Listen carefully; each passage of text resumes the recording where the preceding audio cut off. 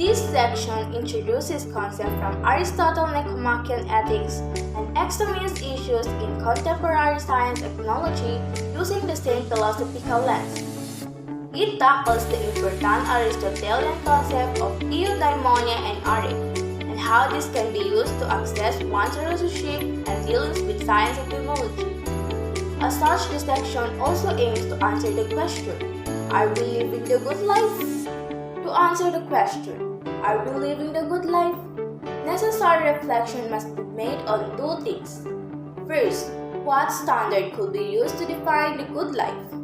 Second, how can the standard serve as a guide toward living the good life in the midst of scientific progress and technological advancement? In the documentary film, The Magician's Twin, C.S. Lewis and the Case Against Scientism, C.S. Lewis persisted that science must be guided by some ethical basis that is not dictated by science itself. One such ethical basis is Aristotle's Nicomachean Ethics. Aristotle, who lived from 384 to 322 BC, is probably the most important ancient Greek philosopher and scientist. He was a student of Plato, who was then a student of Socrates. Together, they were considered the big three of Greek philosophy. Aristotle Nicomachean Ethics. The fundamental basis of Aristotle ethics consists of 10 books. Originally, there were lecture notes written on the scrolls when he taught at the Lyceum. It is widely believed that the lecture notes were compiled by or were dedicated to one of Aristotle's sons, Nicomachus. Alternatively, it is believed that the work was dedicated to Aristotle's father who was of the same name. The Nicomachean Ethics, abbreviated as NE or sometimes EN, based on the Latin version of the name, is a treatise on the nature of moral life and human happiness based on the unique essence of human nature. The NE is particularly useful in defining what the good life is. Everyone has a definition of what good is: getting a college degree, traveling across the world, succeeding in a business venture, pursuing a healthy and active lifestyle, or being a responsible parent. However, although everyone aims to achieve that which is good, Aristotle posited two types of good. In NE Book Chapter 2, Aristotle explained that every action aims at some good. However, some action aim at an instrumental good, while some aim at an intrinsic good. He made it clear that the ultimate good is better than the instrumental good, for the latter is good as a means to achieving something else or some other end, while the former is good in itself. What then is the ultimate good? Based on the contrast between two types of good, one could reflect on some potential candidates for the ultimate good. One might think that pleasure is the ultimate good. One aims for pleasure in the food they eat or in the experiences they immerse themselves into. Yet, while pleasure is an important human need, it cannot be the ultimate good. First, it is transitory, it passes. One may have been pleased with the food they had for lunch, but he or she will be hungry again or will want something else after a while. Second, pleasure does not encompass all aspects of life. One may be pleased with an opportunity to travel, but that may not make him or her feel good about leaving, say, his or her studies or the relationship he or she has been struggling with. Others might think that wealth is a potential candidate for the ultimate good, but a critic of wealth will prove otherwise. Indeed, many, if not most, aim to be financially stable, to be rich, or to be able to afford a luxurious life. However, it is very common to hear people say that they aim to be wealthy insofar as it would help them achieve some other goals. Elsewhere, it is also common to hear stories about people who have become very wealthy but remain, by and large, unhappy with the lives they lead. In this sense, Wealth is just an intermediate good that is only instrumental. It is not the ultimate good because it is not self-sufficient and does not stop one from aiming for some other greater good. Another candidate for the ultimate good is fame and honor. Many people today seem to be motivated by a desire to be known, to be famous. Others strive for honor and recognition. This is reflected by those people who use social media to acquire large virtual following on the internet and wish to gain a foothold on the benefits that fame brings. Many people act according to how they think they will be admired and appreciated by other people. However, this cannot constitute the ultimate good, simply because they are based on the perception of others. Fame and honor can never be good in themselves. If one's definition of the good life is being popular or respected, then the good life becomes elusive since it is based on the subjective views of others. Unlike pleasure, wealth, fame, and honor, happiness is the ultimate good. In the Aristotelian sense, happiness is living well and doing well. Among the Greeks, this is known as eudaimonia from the root words eu meaning good and daimon meaning spirit. Combining the root words, eudaimonia means happiness or welfare.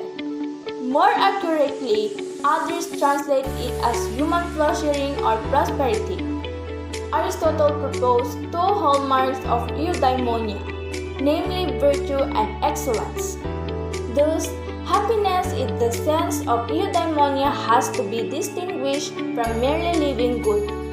Eudaimonia transcends all aspects of life, for it's about living well and doing well in whatever one does. Eudaimonia or happiness is unique to humans for it's a uniquely human function. It is achieved only through a rationally directed life.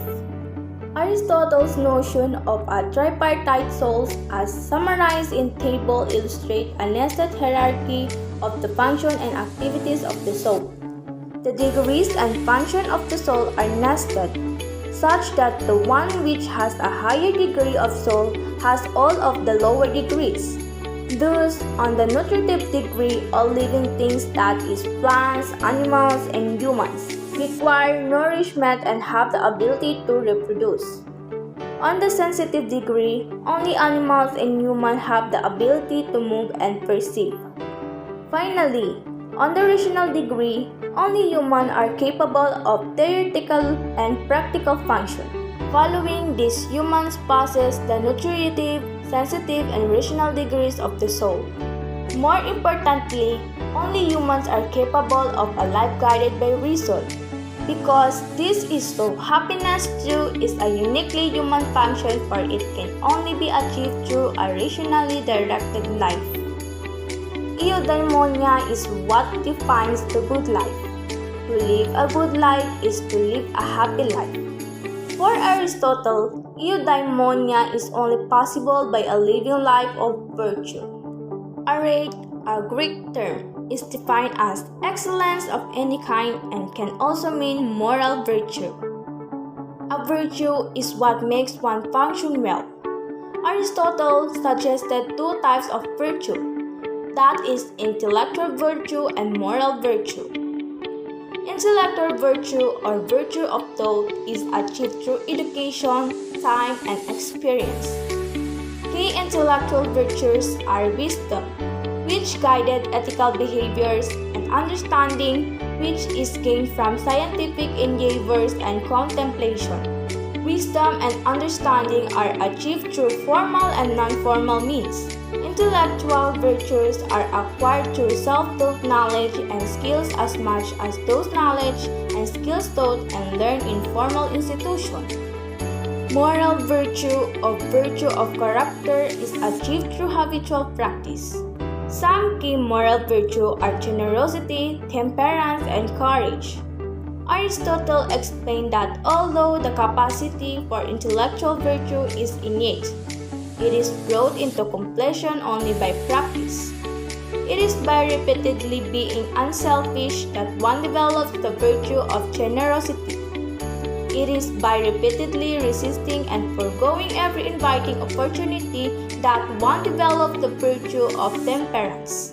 It is by repeatedly exhibiting the proper action and emotional response in the face of danger that one develops the virtue of courage. By and large, moral virtue is a life skills. A skill is acquired only through repeated practice. Everyone is capable of learning how to play the guitar because everyone has an innate capacity for intellectual virtue. But not everyone acquires it because only those who devote time and practice develop the skill of playing the instrument. So, both intellectual virtue and moral virtue should be in accordance with reason to achieve eudaimonia. Indifference with these virtues, for reasons that are only for one's convenience, pleasure, or satisfaction leads humans away from eudaimonia. A virtue is ruined by any excess and deficiency in how one lives and acts. A balance between two extremes is a requisite of virtue. This balance is a mean of excess is not the sense of a geometric or arithmetic average. Instead, it is a mean relative to the person, circumstances, and the right emotional response in every experience. Why the virtue of courage is considered?